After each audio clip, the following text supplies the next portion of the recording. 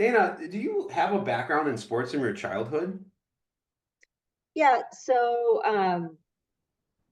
the reason I really wanted to be in sports is my dad's best friend growing up was one of the top executives for the Detroit Tigers. And Very then, just because of that, and I was, a tomboy growing up and had the ball cap on all the time and the ball glove and a big brother that was, big baseball guy. I just loved it. And I was fortunate to get to go to a lot of Tiger games. And my brother and sister both worked for the Tigers when they were in college. And then, but got to go to the All-Star game one year when my brother was at a basketball camp. So I got to go instead and stay in the hotel where the players were. And so, I fell in love with baseball. wow. Love all the sports, but I definitely one of the things I just I knew I wanted to try to work in sports. I didn't know if it would work out. Yeah. Um, but yeah, I loved it from a kid, and our family was just into sports like a lot of people, and was fortunate that it worked out. Oh, that's really cool. And that would have been at old Tiger Stadium? Is that Yeah. where that was? Okay. And have you been to Comerica as well? Yes, he was after the Illiches purchased the team, like shortly after that, then he wasn't there anymore. So the ballpark, Comerica was in process, but it wasn't completed yet.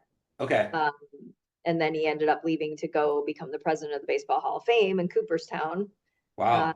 so yeah, Very cool. Very cool. Do you have kind of comparisons between the two venues? I'm not a huge baseball guy myself, but I've been to a handful of games. I like the hot dogs. What are some of the similarities and distinctions between those two? of course you have like great nostalgia about the old ballpark because that's where you grew up. So all of the things that were the challenges you don't really remember because you were a kid when you were going there. Yeah. Uh, I mean, I just one of my favorite memories is just walking up the ramp from the ground level concourse into the ballpark and then seeing the green grass Yeah. unfold in front of you. The old Tiger Stadium was different because it was enclosed, so it had the double decker structure all the way around. So, but then you had a lot of obstructed view seats and all of that, and then everything was old, but there's a lot of nostalgia about it. I Yeah. mean, the park's great. It's a beautiful ballpark, and it doesn't have a lot of those issues that the old ballpark had, but I think in your memory from a child, you'll always have nostalgia about the old stadium. Yeah. Oh, that's really special. Um, you guys obviously have one of the coolest venues in baseball in Michigan, in my opinion.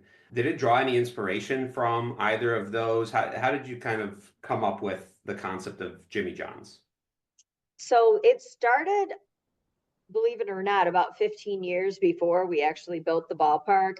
We owned a minor league team in Fort Wayne, Indiana, which was the Class A affiliate of the San Diego Padres. And we saw the magic of minor league baseball and knew we wanted to do something closer to home.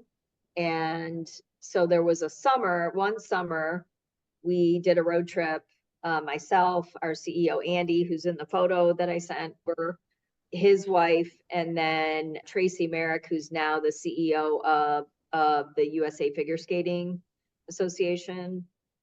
Um, and she at the time was working for us in for our team in Fort Wayne. So we drove all around the Midwest and visited all of the other minor league ballparks, both affiliated and independent, and started taking notes of the things that we liked and we didn't like, and photos of things that we wanted to borrow.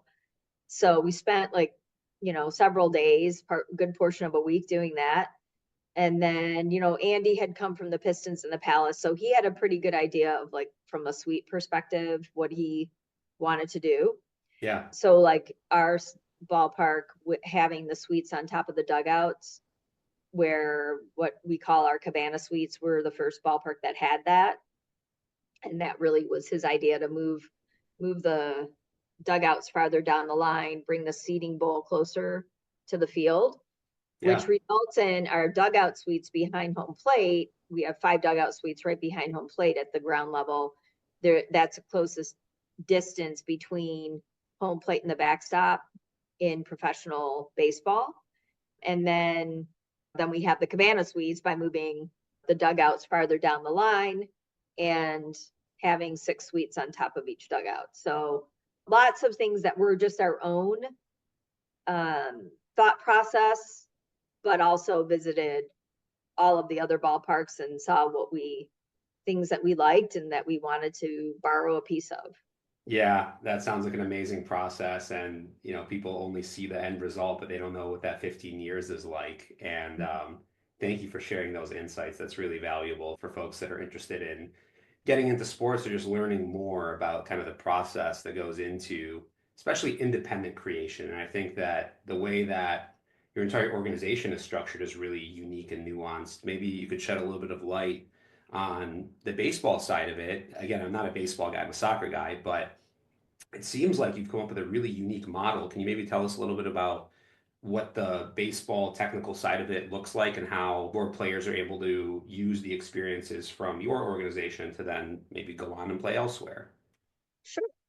So yeah, so maybe it starts with explaining the difference between affiliated minor league baseball and independent baseball. Yeah. So when we owned our team in Fort Wayne, we didn't have to worry about the baseball side of things because when you own an affiliated team, which a lot of people maybe don't understand that the major league teams, for the most part, there's a few major league teams that own their affiliates in the minor league system, but most minor league baseball affiliated teams are owned by third party owners like we were. So the major league team doesn't own that franchise. They send the players there. And so you have what's called an affiliation agreement. It's a contract for a certain number of years where your team will be have that affiliation agreement with the major league team. So we were the low A team for the Padres, and the Padres still maintain that team is now called the Fort Wayne Tig Caps, and they still have that affiliate agreement with the Padres. So that has lasted. It was there before we got there, and it has lasted to this day. So when you have an affiliated team, you really don't have much to do with the players. The players are under contract to the major league team. They send the players to you. They send the coaching staff to you. You have to feed the players. You have to coordinate where they're going to live and their travel arrangements and things like that. But you don't pay their salary.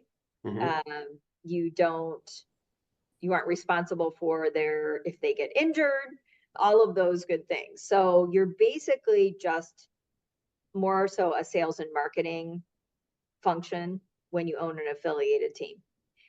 And so that's really why minor league baseball became known for all of the crazy promotions and the fun things, because when you own an affiliated minor league team, you have no control over the product that you have on the field. The players are coming to you from the major league organization. They also could be leaving at any time. They could be moved up, they could be released. So you can't really build anything around necessarily, you can't build a lot around who the players are. For the most part, yes, you have a few guys that are your signing the big signing bonuses, but for the most part, nobody knows who your players are.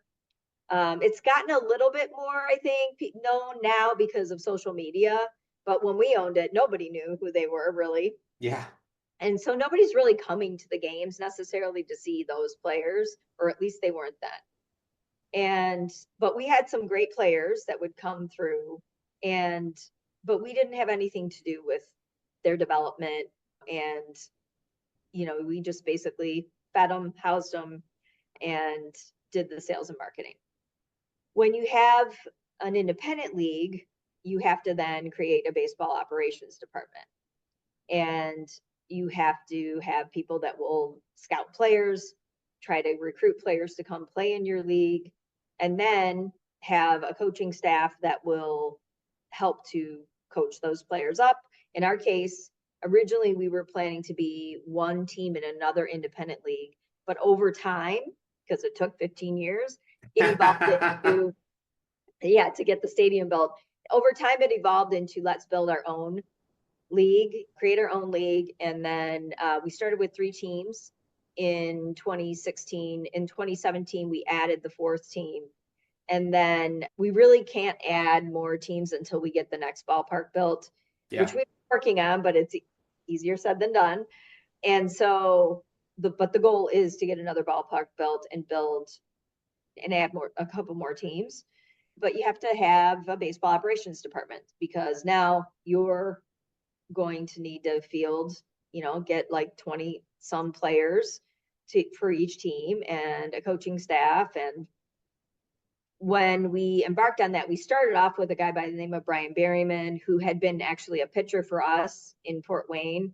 Hmm. He was in the Padres organization, and we became friends with him years later. And he helped to get it off the ground. And then he was a pitcher, and he brought in somebody by the name of Justin Orenduff. And Justin is somebody that has created a proprietary throwing program called Delivery Value System. So we became known as really a pitcher's league first and foremost because we are using this proprietary throwing program, which we still use to this day. Justin was our director of baseball operations for several years. Like a couple of years ago, he had to move to Virginia because his wife, her job took her there. Yeah. But we still use Delivery Value System, and the local coaching staff still follows that. So our pitchers are following Delivery Value System. But the idea was we knew from our time in Fort Wayne that the rounds of the draft had kept decreasing, and there were a lot of players who used to get drafted, like the Mike Piazzas of the world, who probably would never be drafted in today's day and age and would have to go play independent ball based on the rounds that they were drafted in, because those rounds don't exist anymore. So we knew that there were a lot of players who were really good players who maybe they were playing at a smaller school and they weren't getting noticed, they weren't getting drafted. But if we could give them an opportunity to continue to develop and bring scouts in, then, maybe we would have a chance of getting those guys, helping them to get signed, and hopefully one day maybe they could make it to the majors. So we put together a coaching staff, and we're not talking about, our staff, we don't have the luxury of, because we don't have big TV contracts that are paying for all of this. Right. We don't have the luxury of having, a massive coaching staff, but we do have 4 teams of players that we have to pay for. And so, each team has 2 coaches that are a manager and an assistant manager. They're dedicated to that team. But then we also have like a field coordinator who oversees the practices and a director of baseball operations. And then separately, we have a pitching staff who is focused on the development of the pitchers and the implementation of the Delivery Value System throwing program.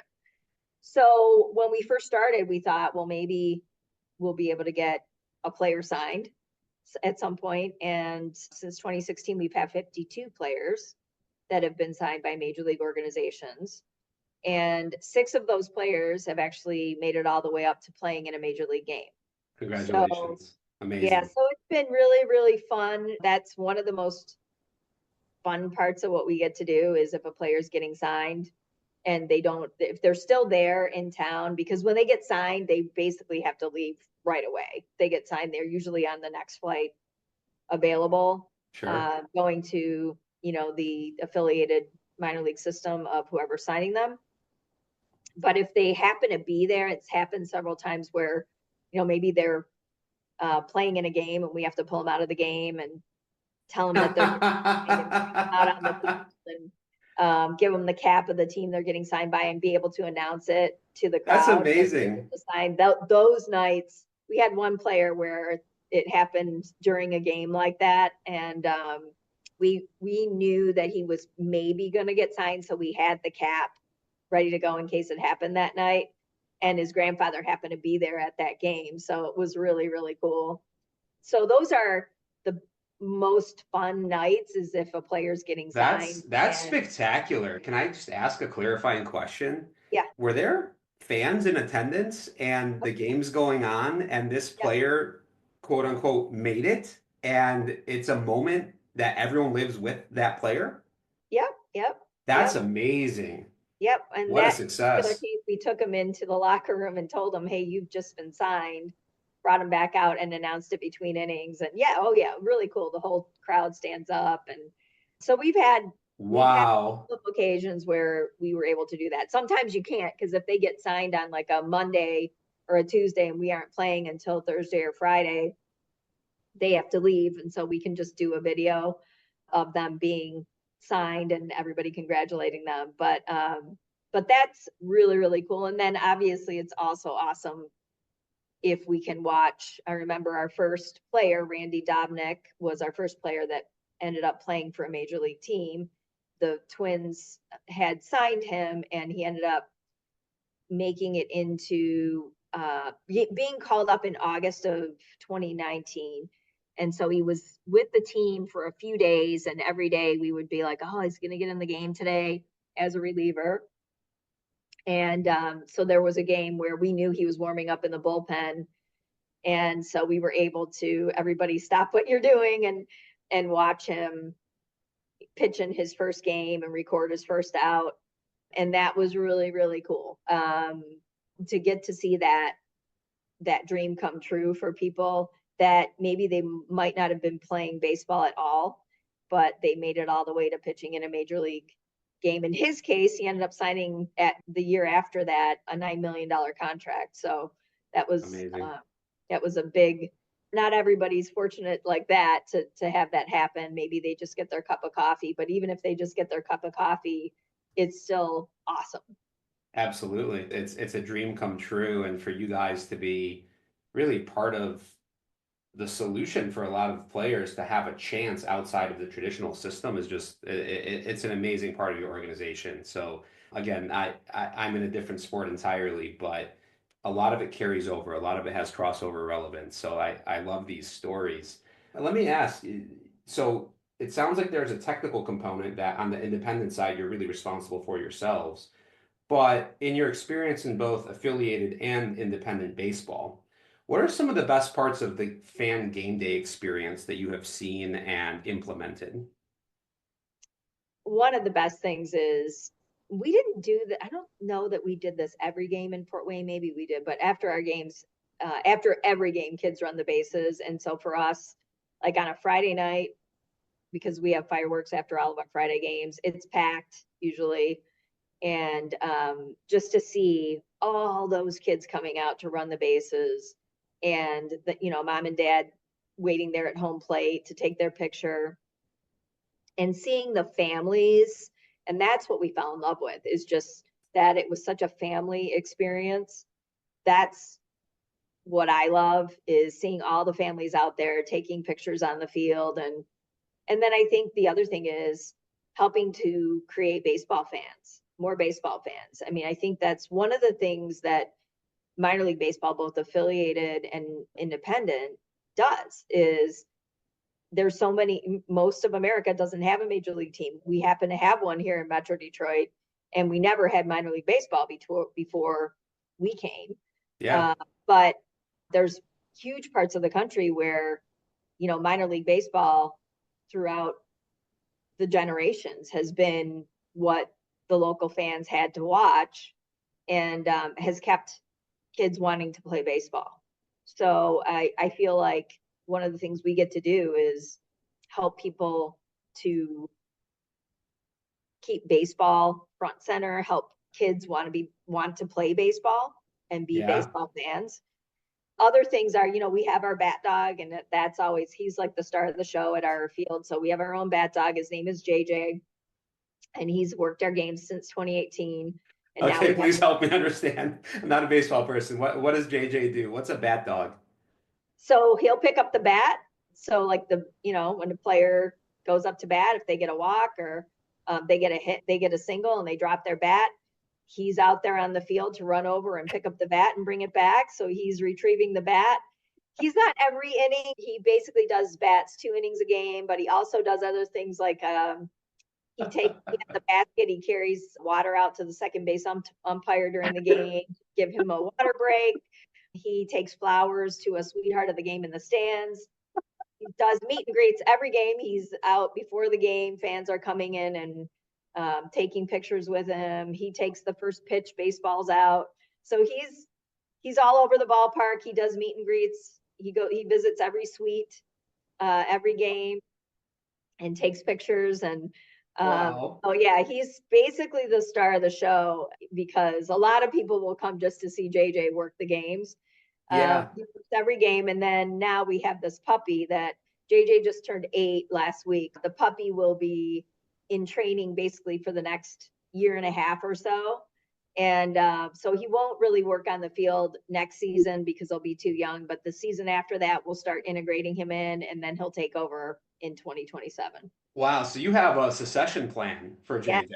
That's we have impressive. that. I see the attorney in you through this conversation. I'm very impressed with the level of detail and planning that's gone into this. That's amazing. People love the dog, and it's in JJ's already. He had so many, little injuries where he's not through working. It's mostly just being a dog and Yeah. playing where he's got his little aches and pains where we don't want to put him out there where if he starts to get arthritis and things like that, where it's like, oh, people are going to say, what's wrong with JJ? So Right. he's 8. By the time he retires, he'll be 10, and, that'll be a good run for JJ.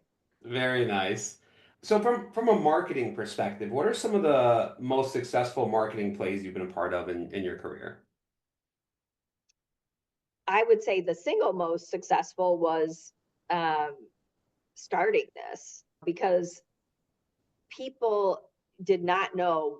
A lot of people said this would not work, that, we were crazy and this is never going to work. And people will ask me, were you afraid that it wouldn't work? And actually, I was never afraid that it wouldn't work. I knew it was going to work. Andy knew it was going to work. Because we saw from our experience in Fort Wayne the magic of minor league baseball. And even though we were going to be independent and not affiliated, we knew that there were so many great players that weren't getting drafted anymore that the baseball quality was going to be really good because our players were going to be a little bit older, 22, 23 years old. They just finished their college ball and they didn't get drafted, or they might be a little bit older where they did get drafted and they got released for one reason or another. A lot of times it's an injury and they're trying to come back. So we knew our players might not be as good of prospects as what we had in Fort Wayne, where we're getting the 18-year-old kids right out of high school, but they probably would be playing better baseball today because they're more physically mature. They've played that much more baseball, that the quality of baseball that we were going to have on the field would probably be better than what we had in Fort Wayne with those young prospects, and especially being the low A team. We struggled after the second half of the season every year because our best players would get called up to the next level. So, and we would get the kids coming straight out of school. So we knew that the quality of the baseball was going to be great, but a lot of people thought we were talking about having weekend warriors play here. And still to this day, people think it's just a bunch of bleacher seats and that we probably they don't realize that it's full concessions and it's just like you were going to a game at a major league ballpark, except for on a smaller scale. And so, that we have a full entertainment operation that's going on and a food and beverage service, and the seats are just like the same seats that you have in a major league stadium, just not as many of them. And I think when we starting with 3 teams, I mean, I think that's the biggest challenge we've had is having your own league. You don't have that hometown team where you can just build your whole marketing strategy around, just the Utica Unicorns. Now we have 4 teams. So, there's pros and cons to that. The con is you don't have one team that the whole community can rally around. So that creates more of a challenge. The pro is we get to create our own schedules. We get to play home games basically every weekend in the summer at our ballpark. Whereas in Fort Wayne, we battled it out with the Lugnuts and the Whitecaps and everybody else in the Midwest League over that schedule. So you'd get 4, maybe 5 homestands in the summer. Yeah. And, we don't have to play on Mondays and Tuesdays when nobody's going to come. We also don't have to start our season at the end of March or the beginning of April. We can start in mid-May when the weather's getting better. So, and then we can end in early September. So that's, the sweet spot for us is we want to mostly be playing when kids are out of school, when the weather's nice, and Thursday to Sunday when people are more likely to come out to games. Yeah, I mean, it sounds like incredible strategic thinking, autonomous thinking, the ability to take everything you've learned throughout your career and really build it yourself. And it's just such a great story and such an impressive success. You don't have to answer, but I am curious, was there any sort of, call it backlash, subversion, whatever you would call it, from the traditional system when you came up with this idea and tried to launch it? Was it difficult for that reason, or were you able to do it and there was no challenge from that? I would say probably like from the locally, like the major league team probably didn't necessarily want us to be here because it is some competition, but we think it's actually creating more baseball fans. So we don't view ourselves that way. We love the Tigers. I love the Tigers. I love Yeah. going to Tigers games. I'm a huge fan. Um, and then, but from affiliated minor league baseball, we really didn't get, I think we had a great relationship with the folks at what was called then the National Association. And, we just knew that we couldn't, there were rules against owning an affiliated team and an independent. You couldn't, that no longer exists, by the way. Okay. But at that time, we couldn't own the team in Fort Wayne and own an independent team. So we had to sell the team in Fort Wayne, which we really didn't want to do, but we did have to do that. And so we just followed the rules of doing Yeah. that. And we didn't really have pushback. I mean, it was like we're going off into our own thing. And I think because the rounds of the draft have contracted so much, and actually affiliated minor league baseball is also contracted Hmm. recently. So there's less teams. There's even more independent teams now. Okay. And so we didn't really have a lot of pushback. The main pushback that we had was just more from locally people who thought that it wasn't going to work. And to be honest, it wouldn't necessarily work for everybody. We just happen to have the guy that is our owner who spent his entire career working, first with the Pistons and working and selling suites and corporate partnerships and had all of was just a great salesperson and understood. And then we did other things, we owned the team in Fort Wayne. We bought an English Premier League football club. Yeah. We had a consulting business where we represented a lot of the sponsors and negotiated their deals with the other sports teams. So he understood that we needed to build a foundation really through our corporate partnerships to create enough of a base that it would allow us to be successful, because it's tremendously expensive to run what we're doing, to build your own stadium, to operate it, to have 4 teams of players and coaches. They don't make a ton of money, but at the same time, you're multiplying that across a lot of people. And then just the baseballs alone, Yeah. and how the cost of that has gone up, and all the insurance and the workman's comp and all of that, it's very, very expensive to do what we're doing. So in order to do it, we had to have enough corporate sponsorship dollars as the basis for that. And so it's not simple. People would see our model and think that, oh, this is a great idea. But if you get into it and look at how much expense there is involved in it, it's not risk free. We have to work. People ask what we do in the off season. I mean, we're working almost just as hard in the off season as we are during the season, because we have to keep selling and selling in order to make this model work. Yeah, yeah, it's such a commitment and people don't understand what it takes. And again, I'm grateful I'm not even a baseball person because you are creating these opportunities by being so committed to it and working so hard year round. So thank you. I do want to ask because I am so intellectually curious. Can you shed some light on the nuances of acquiring Derby? What was that like interfacing with, an organization across the pond? Tell me about that. We went on some reconnaissance missions over Andy and myself and a guy by the name of Roger Faulkner. I don't know if you know who Roger is, but Roger was very involved with US soccer, and he had helped to bring the World Cup to Detroit when it was here. And Roger is English, but he's been in the US for many decades. And so Roger was kind of helping us. And so we went over and we looked at a number of clubs confidentially, because we didn't know which was going to work out. And when we were looking at Darby had been promoted, but it was like a surprise. Like nobody thought Darby was going to be promoted. And they recently had gone through like a reorganization where they were purchased by local business people. But I'm not sure that they thought that this would become a Premier League team. So then it obviously was a good opportunity then for them to sell it because now it was a Premier League team. When we purchased it, we knew it was going to be relegated because they only had one match, and they were halfway through the season when we closed. And Andy and I saw the one match that they did win that year. We happened to be there on that reconnaissance trip.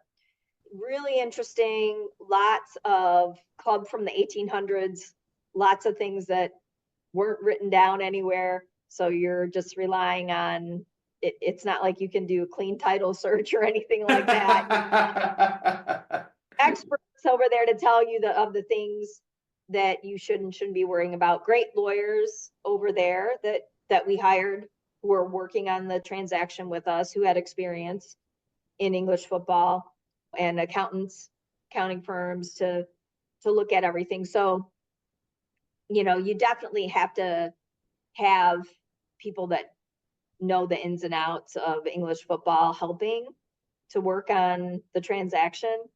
So you've got like two fronts. On one hand, we're putting together an investor group that Andy and I are focused on getting that put together to be able to do the deal. And then you're also getting all the information coming in from the accountants and the attorneys that you've hired that are in the UK and are working on your due diligence. But you just, hire the right people. And then you learn a ton. You learn a ton about the things that you didn't know. And so great. I would say it was a great learning experience.